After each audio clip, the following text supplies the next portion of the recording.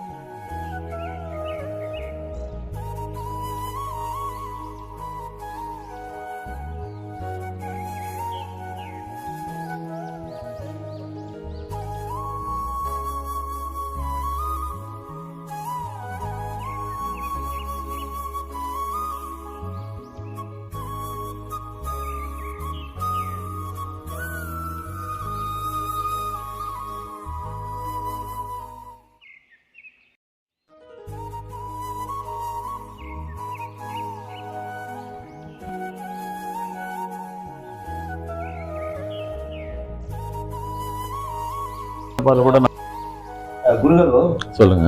మీ లైఫ్లో ఎంతో మంచిది చెడ్డది అన్ని చూస్తున్నారు, కానీ మీ మనసులో ఒక ట్రాజడీ ఏదైనా அது ஒர்க் டைம்லோ లేకపోతే ஃபேமிலி டைம்லோ ஏதோ அதாவது என்னன்னா உங்களை யாராவது நோட் பண்ணியிருக்காங்களா, அதாவது மனசார உங்களை வேதனைப்படுத்திருக்காங்களா? நான் பிகினிங் டேஸில் நிறைய ஃபேஸ் பண்ணியிருக்கேன் நான். எப்படி? எப்படின்னா நான் நமக்கு முன்ன வேறு டப்பிங் ஆர்டிஸ்ட் இருக்காங்க, அவங்க நல்ல டாப் லெவலில் இருக்காங்க. நான் வந்த புதுசில் நான் வந்து நியூ கம்மர் நினச்சிங்களேன். இது it's happen 30 years ago. Voice test பண்ணாங்க ஒரு நாள் டப்பிங்கில். ஹீரோ வந்து மலையாள படத்தில் சங்கர்னு ஒருத்தர் இருந்தார், அவருக்கு என் வாய்ஸை டெஸ்ட் பண்ணாங்க. ஆமாம், அவருக்கு நான் பேசணுன்னாங்க. பேசும்போது என்னாச்சுன்னா அது வந்து சீதான்னு ஹீரோயின் இருக்காங்க இல்லையா, அவங்க சொந்த படம் அது, அவங்க அப்பா தான் அதுக்கு ப்ரொடியூசரு. வாய்ஸ் டெஸ்ட் பண்ணோன்னே ரைட்டர் வந்து 2-3 பேரை டெஸ்ட் பண்ணும்போது என் வாய்ஸ் ஓகே சொன்னாங்க. அப்போ நான் புதுசு இல்லையா, பேமெண்ட் ஓகே பண்ணா இவர் இருக்கட்டும் அப்படின்னாங்க. எனங்களை மற்றவங்களாம் போயிடுங்கப்பான்ட்டாங்க. அது பேர் ஞாபகம் இல்லை. தமிழ் டு தெலுங்கு டப்பிங், தமிழில் நடிச்சிருக்காரு சங்கர்.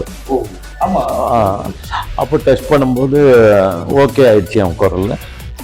சார் 2 நாள் கழிச்சு நீங்கள் டப்பிங் வரணும், ஹீரோவுக்கு பேச போகிறீங்க அப்படின்னா. அப்போ புதுசு இல்லையா, ரொம்ப சந்தோஷம் எனக்கு. ஹீரோன்னு பேமெண்ட் பாதி கொடுத்துட்றோம் அப்படின்னாங்க. ஃபஸ்ட் அமௌண்ட் பெரிய அமௌண்ட் வர போகிறதுன்னு ஒரு சந்தோஷம் வேறு. வீட்டில் என் ஒய்ஃப் வீட்டுக்கு கூட சொன்னேன் வந்து இது மாதிரி டெஸ்டிங்கில் ஓகே ஆயிடுச்சுன்னு. அதெல்லாம் அப்போ என்னாச்சு, அட்வான்ஸ் கொடுக்கும்போது நான் இப்போ வேண்டாங்க, படம் முடிச்சு மொத்தமாக வாங்கிக்கிறேன் அப்படின்ட்டேன். ஏன்னா மொத்தமாக வரட்டும் கைக்குன்ட்டு. வேறு என்ன முடிஞ்சுது. 2 நாள் கழிச்சு ப்ரோக்ராம் வந்தது, நான் போகிறேன். எல்லாம் அப்போல்லாம் தேங்காய்லாம் உடைப்பாங்க, பூஜை ஓப்பனிங்க எல்லாம் முடிஞ்சோடனே உட்காந்துருந்தேன். இது சில பேருக்கு பிடிக்கல, அதில் அது எனக்கு தெரியாது இந்த விஷயம். அப்போ வந்து நான் புதுசாக வந்ததுக்கு டப்பிங் ஹீரோ பேசுகிறேன்னு எல்லாம் இப்போது நமக்கு நான் எதிரி இல்லைன்னு நம்ம நினைக்கிறோம். அவங்க ஏதோ ஒரு விதத்தில் அவங்க நம்ம ஒரு இது பண்ணும்போது ஒரு ரைட்டர் என்ன பண்ணியிருக்காரு, இன்னொருத்தர் அவர் ஃப்ரெண்டு, அவர் போய் இன்னொரு ஆளை கூப்பிட்டு வந்துட்டாரு. நீ எதுக்கு வந்தாரோ நமக்கு என்ன தெரியும். சரி லூக் போட்டாங்க மேலே ஸ்க்ரீனில். இப்படி நான் போய் நிற்க போகிறேன். ரைட் வந்து, சார் தம்பி நீ உட்காருப்பா அப்புறம் பேசலாம் அப்படின்றது. அதுதானுங்க. இல்லை ஒரு சின்ன மாற்றம் இருக்குது அப்படின்னு பார்த்தா நான் பேச வேண்டிய கேரக்டர் இன்னொருத்தர்கிட்ட நிற்க வைக்கிறாங்க. அந்த பேர் நான் சொல்ல தயாரில்லை, வேண்டாம் மொத்தம் வாங்கிக்கிறேன். அன்னொன்னே ஒரு ஷாக். அப்போவே புதுசு இல்லையா, சரி என்னமோ நடக்குதுன்னு அப்படியே டல் ஆகிட்டேன் நான் உண்மையாகவே. ஏன்னா ரொம்ப கஷ்டமான விஷயம் அது. எல்லாரும் என்னை பார்த்தாங்க, அங்கே இருக்கிறவங்களை சில பேருக்கு நான் ஒரு சாஃப்ட் கார்னர், சில பேருக்கு அவங்கெல்லாம் இப்படி பார்த்தாங்க. அப்புறம் அதை வந்து பாலிடிக்ஸ் இருக்குன்னு நான் நினைச்சுப்பேன். அதுக்கு முன்ன பண்ணிட்டு இருந்த சின்ன ஆனால் ஹீரோ அது. ஏன்னா என்னை வந்து அறிமுகப்படுறது தெலுங்குல ராஜஸ்ரீ சார், அப்புறம் தமிழ் பரணி சார் இருக்கார், அவர் பாட்டுலையும் நான் தமிழில் டப்பிங் பேசினோம். இந்த டெஸ்டிங் டைமில் என்ன ஆச்சு, ஓகே ஆனோடனே என்னை உட்கார வச்சுட்டாங்க. அவர் இன்னொருத்தரை கூடணும் என்ன திடீர்னு தம்பி நீ நில்லு பாடினாங்க. என்னடா இது இப்போ கூப்பிடுறாங்கன்ட்டு பார்த்தோன்னா இன்னொரு மொத்தம் 4 மைக் இருக்கு. போனால் ஹீரோயினோட அப்பா வாக்கிட்டாங்க என்ன. அப்போ என்னடா இது, அந்த ப்ரொடியூசர் சொல்கிறாரு, இவரது யங் வாய்ஸுங்க, அவருக்கு தான் கரெக்டாக இருக்கு, இது ஃபாதர் வாய்ஸ்க்கு வந்து இவரை மாற்றிட்டா இவங்க அவங்களே சொல்லிட்டு இருக்காங்க. வெளில வந்து உட்காந்த லோனில் பிரகாஷ் ஸ்டுடியோவில் தான் நடந்தது இந்த விஷயமே, ரோமன் ஸ்டுடியோவில். அப்படியே கண்ணில் தண்ணி வந்தது. அவ்வளோ நேரம் நல்லா தான் இருந்தேன். அப்படி உட்காந்தோன்னே லேடிஸ் எல்லாம் அப்போ என்ன 20 பேர் ஆர்டிஸ்ட்டை வரவழைச்சிருவாங்க. அப்போல்லாம் லூப் சிஸ்டம். அவங்கெல்லாம் இப்படி என்னப்பா அவங்களுக்கெல்லாம் தெரியும் என்ன நடந்ததுன்னு, விஷயம் என்ன நடந்திருக்குன்னு வேணுன்ட்டு என்னை வந்து இது பண்ணோன்னு. தம்பி கவலைப்படாதுப்பா இது. அப்புறம் சரி இப்படி ஆச்சானோன்னா அந்த லானில் உட்காரும்போது என்னாச்சுன்னா அவங்கெல்லாம் லேடிஸ் அதெல்லாம் வந்து கோ ஆர்டிஸ்ட், அவங்கெல்லாம் சீனியர்ஸ். எனக்கு உட்காந்துட்டு தம்பி வருத்தப்படாத, இதெல்லாம் சகஜம், இதெல்லாம் ஈஸியாக எடுத்துக்கணும்ப்பா, நீ வாழ்க்கையில் முன்னேறணும்னா இதெல்லாம் ரெடி பண்ணணும். ஓஹோ இப்படி இருக்குமா அப்படின்னு நினச்சிட்டேன். சரிப்பா நீ கவலைப்படாத, வாழ்க்கையில் இது வந்து உனக்கு ஒரு பாடம் தான். So you will reach your target definitely அப்படின்னு என்னை ஆசீர்வதிச்சாங்க. அவங்க சொன்னபடியே அப்போ வந்து நான் ஒரு 5-6 படமும் என்னமோ பேசியிருப்பேன். இன்றைக்கி நான் வந்து 3650 ஃபிலிம்ஸ் பேசியிருக்கேன்னா எல்லாம் தாக்கு பிடிச்சதுனால டாப் மோஸ்ட் ஹீரோஸ்க்கெல்லாம் பேசிட்டேன் நான், வில்லன்ஸ் எல்லாருக்கும், எக்ஸப்ட் கமல்ஹாசன் சார் தவிர எல்லாருக்கும் நான் பேசியிருக்கேன். ஈவன் பாலு சாருக்கு கூட ஒரு சீரியலில் பேசியிருக்கேன் தெலுங்கில், எஸ்பி பாலு சார் டப்பிங் பண்ணேன், தமிழ் டு தெலுங்கு பேசியிருக்கேன். அவரும் என்னை ரொம்ப பாராட்டுவார் என் குரலை கேட்டு. நான் ஒரு வாட்டி கமல்ஹாசன் சார் காம்பினேஷனில் ரமேஷ் அரவிந்துக்கு பேசுகிறேன், செகண்ட் ஹீரோ. அவர் வந்து பாலு சார் வந்து கமல் சார் பேசுகிறார். நான் அது காதல் பரிசு என்னமோ ஒரு படம், அந்த அந்த இது Balu Kothandapani audios Balu sir studio. அது நான் முதல்ல ட்ராக் பேசிட்டேன். அப்புறம் அவர் வந்து கேட்டு வாய்ஸ் நல்லா இருக்கு, யாருன்னா நாராயண் பாபுன்னு இருக்காரு, வாய்ஸ் நல்லா இருக்குது, பேஸாக கரெக்டாக இருக்குது அப்படின்னாரு. அவர் என்ன அப்புறம் எதிர்க்க வரும்போது நான் இப்போ ரொம்ப பாராட்டுவார். அவர் சொந்த படம் கூட சொல்லுது, நான் தெலுங்கில் டப்பிங் பண்ணியிருக்கேன், எஸ்பிபி சார் இது டப்பிங் ஃபிலிம்ஸு அவருக்கு. ஆனால் அவருக்கு வந்து என் குரல்லாம் ரொம்ப பிடிக்கும். அவர் பாட்டு பாடினது கேசட்ஸில், என் வாய்ஸ் ஓவர்ஸ் இருக்கும் இந்த டிவைன் கேசட்ஸில். ஏன்னா ஆண்டவன் புண்ணியத்தில் நம்ம என் ஒய்ஃபு பசங்க எல்லாரும் மனசில் வச்சுக்கிட்டு தான் நான் லைஃப்பில் லீட் பண்ணியிருக்கேன். நம்ம வந்து இண்டஸ்ட்ரியில் ஒரு பொசிஷனுக்கு போகும்போது நல்லா சம்பாதிக்கிறோமோ, என்னென்ன உடம்ப நல்லா பார்த்துக்கணும், ஒருத்தருக்கு கெடுதல் செய்யக்கூடாது, நல்லபடியாக திங்க் பண்ணிட்டு போயிட்டே இருக்கணும், பாசிட்டிவ். யாருக்காக இருந்தாலும் நம்ம நல்லது தான் போகணும். அவமானத்தை சொல்லிட்டீங்க, அதாவது ஒரு துக்கமான விஷயம், அதாவது மனசு வந்து அப்படி ஒரு நடந்திருக்கு எனக்கு. அது வந்து ரேடான் டிவியில் டப்பிங் பண்ணிட்டு இருந்தேன்.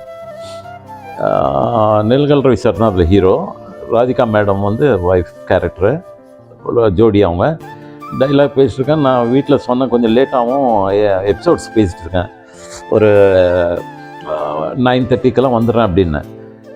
6 o'clock போனேன், 5 எபிசோடு பேசணுன்னாங்க. 2-3 எபிசோடு பேசிட்டு இருக்கேன். திடீர்னு என்னாச்சு, யாரோ ஃபோன் பண்ணாங்க, சார் உங்களுக்கு ஏதோ ஃபோன் வந்திருக்கு சார் அப்படின்னாங்க, லேண்ட்லைனுக்கு. என்ன ஃபோனுன்னு என் ஒய்ஃப் பண்ணியிருக்காங்க. என்னன்னா, ஒன்றும் இல்லை, நீங்கள் கொஞ்சம் வாங்க வீட்டுக்கு அப்படின்னாங்க. என்ன இது டப்பிங் பேசிட்டு இருக்கேன், எப்படி நான் பாதியில் விட்டுட்டு வர முடியாது அப்படின்னா. என்னன்னா, இல்லை எப்படி சொல்கிறதுன்னு தெரியல அப்படின்னா. என்ன பார்த்தா நான் கொஞ்ச நேரம் விட்டாங்க, திரும்பி டப்பிங் பேசிட்டு இருக்கேன், திரும்பி ஃபோன் வருது, நீங்கள் அர்ஜென்ட்டாக வரணும், வேறு வழி இல்லை அப்படின்றாங்க. என்னடா இது மேட்டர் சொல்ல மாட்டுறாங்க. எனக்கு கொஞ்சம் வரைக்கும் புரிஞ்சு போச்சு. என்னடானா எங்கள் அம்மா வந்து இறந்துட்டாங்களாம் ஊரில். அந்த நியூஸ் வந்து எனக்கு சொல்கிறதுக்கு பயப்படுறாங்க. அப்புறம் வந்து கொஞ்சம் வாங்க, எல்லாம் நம்ம நினச்ச மாதிரி நடக்காது, அது மாதிரி அப்படி இப்படி நாங்கள் நைட்டு பண்ணோன்னே நான் அப்படியே டைலாக் பேச முடியல. அது கேட்டோன்னே அந்த சீனாவது முடிச்சிடலான்ட்டு போய் பேசிகிட்டு இருக்கேன். அவங்க என்ன சார் என்ன ஆச்சுன்னா அப்போ கேட்டாங்க.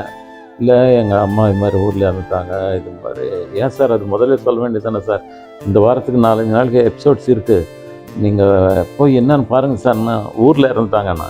அப்புறம் நைட்டு ட்ரெயின் இல்லை, ஃப்ளைட்டு கிடையாது. ஆமாம் ஆமாம் பண்ணோட்டாங்க. அதாவது முடிஞ்சு எல்லா வேலையும் முடிஞ்சதுக்கப்புறம் ஆமாம்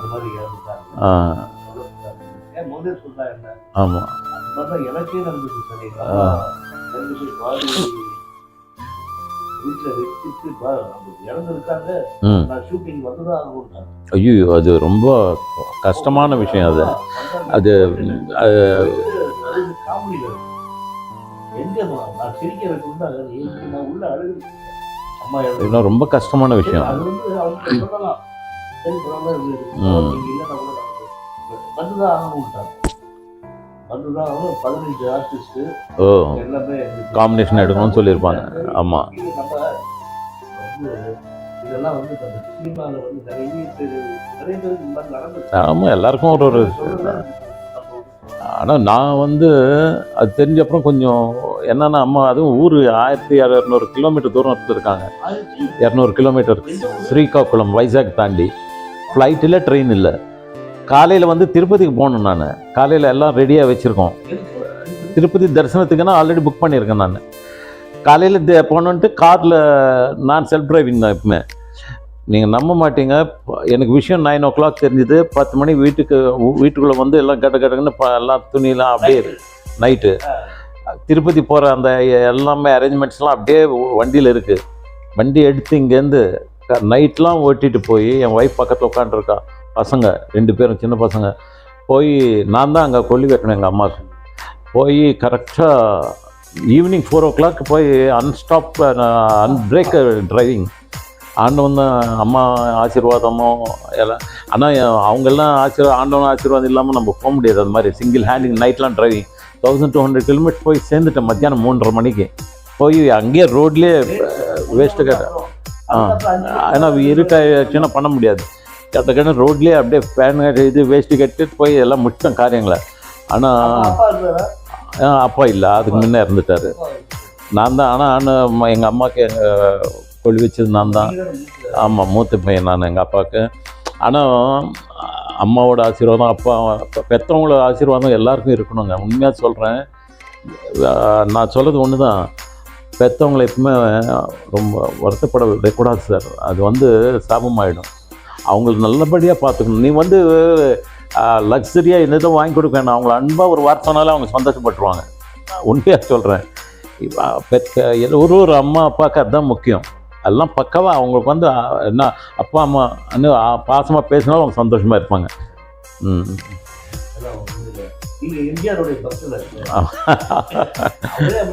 ஆமாம் ஆமாம் ஆமாம்மா.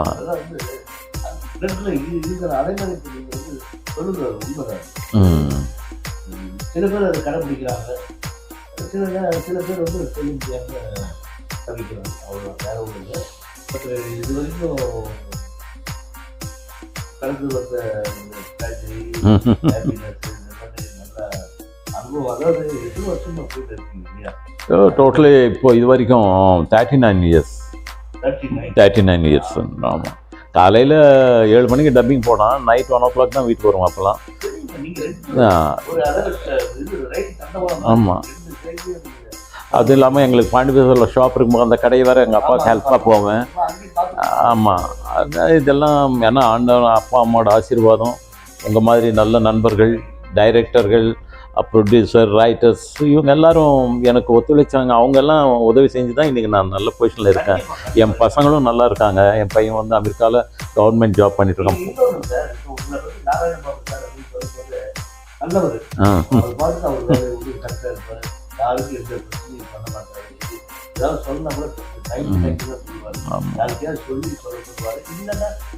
நல்ல பழக்கம் சொல்லுவார். சில பேருக்கு ஒரு நியாயம் சொல்லும்போது சில பேருக்கு கோபம் வரும். ஆமாம் ஆமாம். அது அதாவது கோபம் வரும்னா அந்த பாதிக்கப்படுறவங்களுக்கு கோபம், நியாயத்தை சொல்லாமே இருக்கு. ஆனால் அப்படி இருந்தும் நீங்கள் இந்த அளவுக்கு இத்தனை வருஷம் ஃபீல்டில் நல்ல பேர் எடுத்து பேலன்ஸ் பண்ணி ஆண்டவன் செய்யலைங்க. அது ரொம்ப காட்ஸ் கிரேஸ், பேரண்ட்ஸோட ஆசீர்வாதம். அதுதான் சொன்னேன் நான் உங்ககிட்ட. பேரண்ட்ஸை நல்லா பார்த்துக்கணும். யாராக இருக்கட்டும், அவங்கள நல்லா பார்த்துட்டா நம்ம நல்லா இருப்போம். ஆமாம். இன்னொன்று சார், பேரண்ட்ஸு நீங்கள் பேரண்ட்ஸை மட்டும் பார்த்துக்கலையே, உங்கள் பிரதர்ஸையும் பார்த்துருக்கீங்க. ஆமாம். உங்கள் பசங்களையும் பார்த்துருக்கீங்க. ஆமாம். பார்த்துருக்கீங்க. உங்கள் ஒய்ஃபை தான் நீங்கள் இப்போயும் அவங்கள குழந்தை மாதிரி தானே வச்சு பாருங்க. டெஃபினெட்லி. அவங்களும் உங்கள் மேலே அளவு. ஆமாம்மா. அவங்களும் ஒரு கணவர் இல்லாமல் ஒரு மகன் மாதிரியே. ஆமாம். ஒரு என்னோட சக்ஸஸில் என் ஒய்ஃபோட ஆக்சுவலி இண்டஸ்ட்ரியில் என்னோட சக்ஸஸ்க்கு எனக்கு கஷ்டமோ நஷ்டமோ எல்லாத்தையும் பங்கு எடுத்துக்கிட்டு எனக்கு ஒரு பேக் போன் மாதிரி இருந்தது என் wife Vijayalakshmi. She is real great. அதாவது அவங்க உங்களோட வயசு சின்னவளா இருந்தாங்க, அவங்களுக்குள்ள இருக்கிற ஆசீர்வாதம். ஆமாம் ஆமாம். காப்பாற்றும். நன்றி சார். ரொம்ப சந்தோஷம். ஓகே.